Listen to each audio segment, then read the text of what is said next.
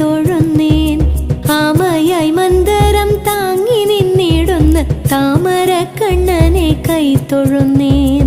ഇക്ഷിതിയെ പണ്ടു പന്നിയായി വീണ്ടൊരു ലക്ഷ്മി കനവനെ കൈ തൊഴുന്നേൻ.